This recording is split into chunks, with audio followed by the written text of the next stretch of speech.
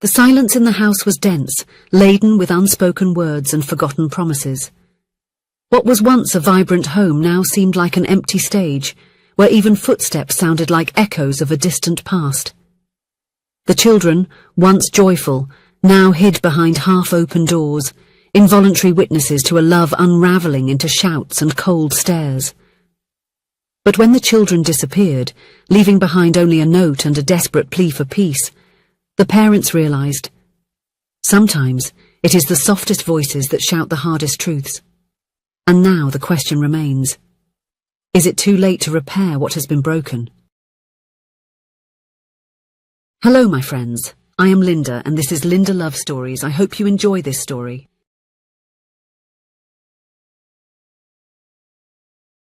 Kirsty awoke to the weight of silence. It wasn't just any silence, it was the kind of silence that carries years of unspoken words, smiles turned into sighs, hands that no longer meet at night. The house was so quiet she could hear the kitchen clock ticking, each tick a reminder of the time moving forward while her marriage remained stagnant. She ran her fingers across the empty side of the bed. Dean had slept on the couch for the third consecutive night. The memories of Tuesday's argument still echoed off the walls, his voice too loud, hers too sharp. And in the midst of it all, the frightened eyes of Lucas and Ian, their 8- and 6-year-old sons, peering through the doorway. When did they reach this point? They weren't like those couples who fall in love too young without knowing the world. Kirsty was 32 when she met Dean, a 35-year-old engineer, during a photography course. He had large hands and a shy smile that unfolded slowly, like someone revealing a secret. She loved the way he observed things before speaking, as if each word deserved consideration. They built everything calmly. A small apartment that turned into a house with a backyard, Sundays of movies and popcorn, the books shared with notes in the margins, modest trips to the beach, where Lucas learned to swim and Ian lost his first baby tooth. They had an ordinary life, but it was theirs. It was good. Kirsty got up and went to the window. The curtains were half open, like everything in her life lately, neither completely exposed nor totally hidden. When did the burden of bills, Dean's overtime, her frustrations over her career halted by motherhood start creating this chasm? The fridge was almost empty. On the corkboard in the kitchen, a drawing by Ian showed 4 smiling stick figures. It looked like a relic from another time.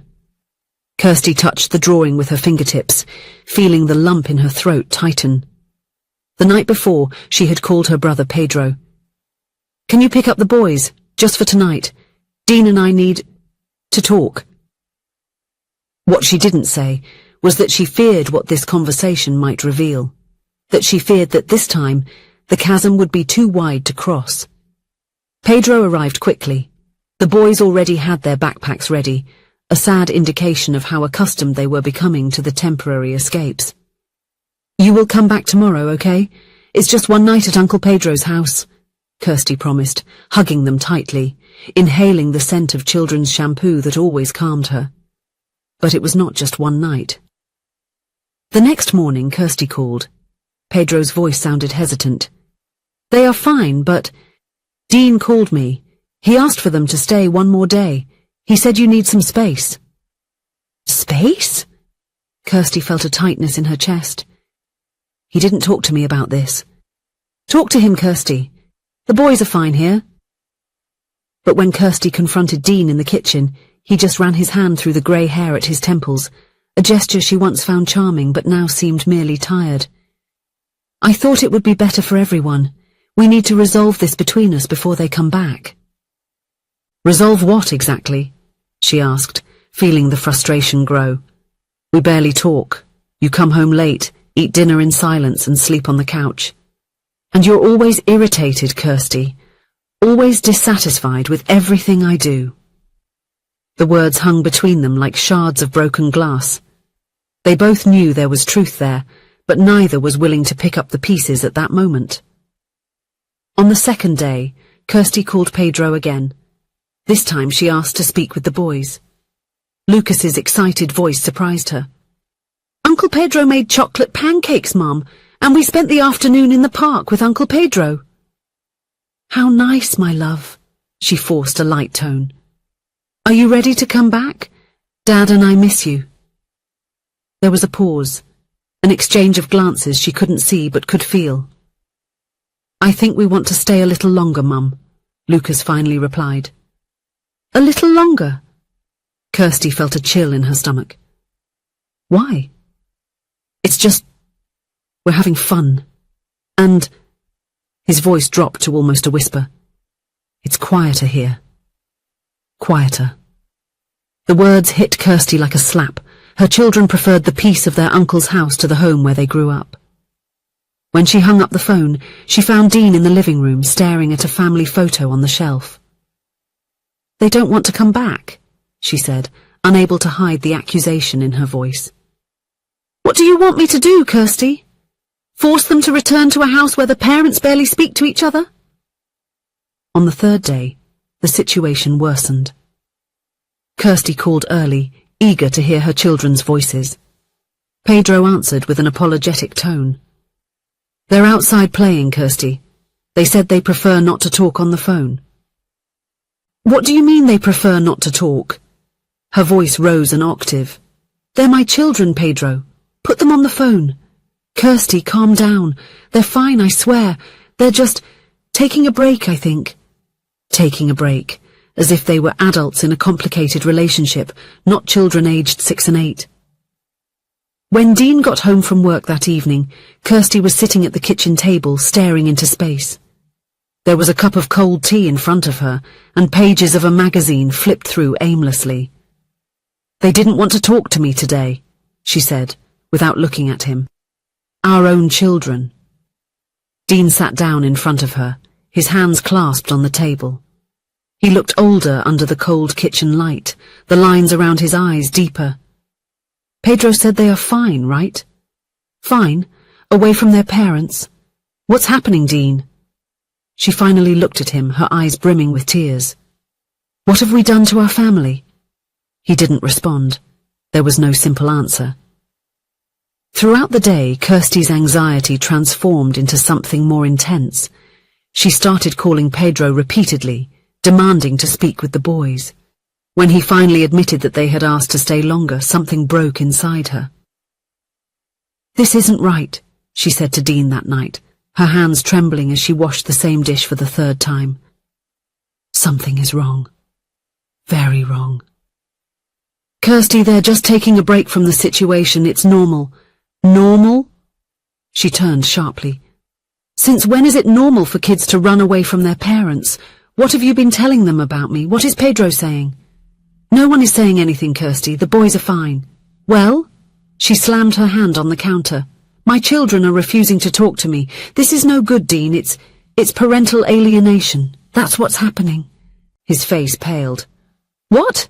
You can't be serious. I'm very serious. If they don't come back tomorrow, I'll take action. I'll report it. Report it? To child services? Because of 3 days at their uncle's house?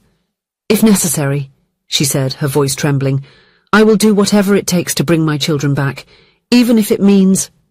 She didn't finish the sentence, but the unspoken lingered between them. Even if it means ending what remained of the marriage. Dean left that night without saying where he was going. Kirsty was left alone, phone in hand, alternating between anger and fear. She thought about calling a lawyer friend, seeking guidance on her rights. She thought about the life she would have as a single mother, the bi-weekly visits, the shared birthday parties. She thought about how long it would take to sell the house and divide the furniture, how she would explain to the boys that Mommy and Daddy couldn't resolve their issues. At 11:42 p.m, the doorbell rang. Kirsty started. Her heart raced as she walked to the door. She expected to find Dean, maybe Pedro bringing the boys. She wasn't prepared for what she saw.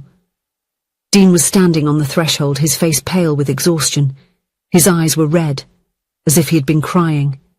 In his hands, he held a crumpled brown envelope. What is this? She asked, her voice almost inaudible. He didn't answer. He just extended the envelope. Kirsty picked it up with trembling fingers. The envelope was light, but it seemed to contain the weight of the world. She opened it slowly, with Dean still standing at the door, as if he feared entering his own home. Inside there were 3 sheets of paper.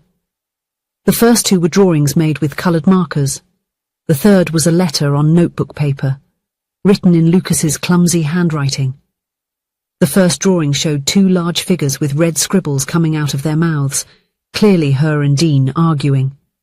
In the corner of the paper, 2 smaller figures were huddled together, holding hands, with blue tears streaming down their faces. The second drawing showed the same small figures holding signs that read, in crooked letters, "Stop yelling," and "We want peace." The third was a house without windows, only with a door and a chimney. In the place where the windows should have been, there were black marks, as if they had been erased. On the roof, a big, yellow, smiling sun, completely incongruous with the rest of the gloomy image. With her hands trembling even more, Kirsty unfolded the letter. "Dear Mum and Dad, we love you both. But we get scared when you fight. Ian and I decided to stay here a little longer, to see if you remember how to love again. We wanted you to be happy again. Just like before. If you love each other again, we'll come back. Lucas." Ian helped, but he doesn't know how to write very much. Kirsty felt her legs weaken. She leaned against the wall, the envelope pressed to her chest. She couldn't look at Dean. She couldn't speak. He finally entered, closing the door behind him. "I went to your brother's house. Pedro gave me this today. The boys made it last night. Our sons..." Kirsty finally found her voice, but it came out strangled. "Our sons are running away from us." "No." Dean took a hesitant step towards her. "They're trying to save us." For the first time in weeks, maybe months, they truly looked into each other's eyes. Not with anger, not with accusation, but with the painful acknowledgement of everything they had lost along the way. Kirsty didn't know who took the first step. Maybe they both moved at the same time. The hug was awkward, like that of 2 strangers trying to comfort each other. But it was real. The tears came soon after, silent at first, then in sobs that seemed to come from deep within. "What have we done, Dean?" she whispered against his shoulder. "We forgot what matters," he replied, his voice choked with emotion. "We forgot why we started." That night, they talked until dawn, not to accuse or defend themselves, but to truly listen.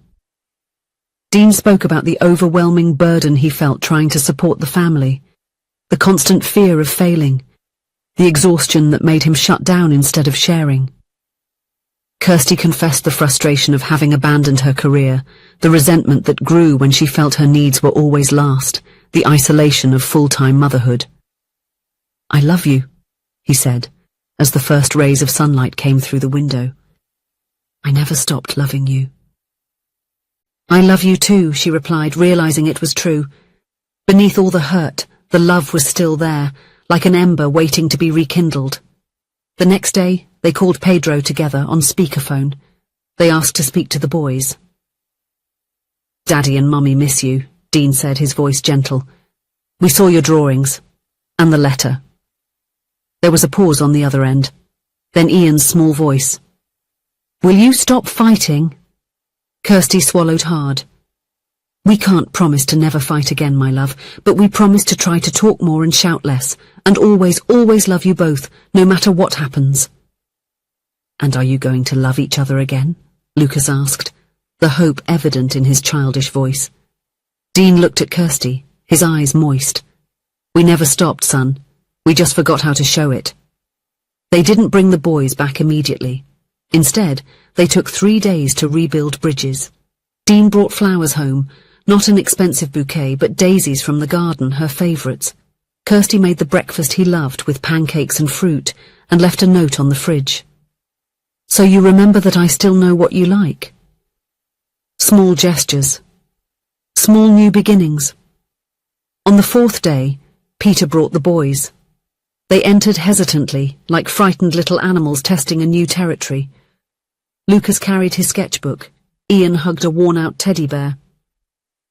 "Welcome back," Kirsty said, kneeling to be at their level. She didn't force hugs or exaggerated displays of affection.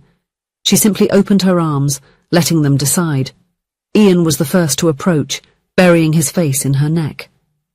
Lucas looked at his father, who nodded slightly, before joining the embrace. "The house feels sad without you," Dean said, joining the family hug. That night, they had dinner together. The meal wasn't perfect. Ian spilled juice. Lucas complained about the vegetables. But there was something different in the air, a lightness they hadn't felt in a long time. After putting the boys to bed, Kirsty found Dean on the porch, gazing at the stars. She sat down next to him, allowing their shoulders to touch lightly. "We have a lot of work ahead," she said. "I know," he agreed, "but now I know why it's worth fighting for." In the following weeks, they established new routines. Dean started keeping his phone put away when he got home, dedicating at least 1 hour exclusively to the family. Kirsty found a psychologist and resumed taking photography lessons once a week, a small step towards reclaiming her identity beyond being a mother and a wife. They created the Family Council on Sundays, where everyone could express concerns and wishes for the week. Lucas asked for more board games. Ian wanted bedtime stories.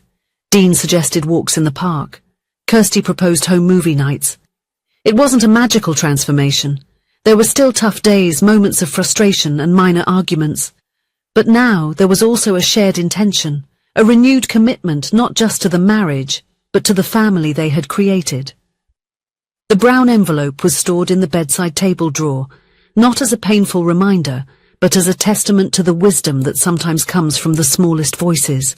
As a reminder that even when adults lose their way, love can find unexpected ways to bring everyone back home. 6 months later, Kirsty found a new drawing in Lucas's notebook.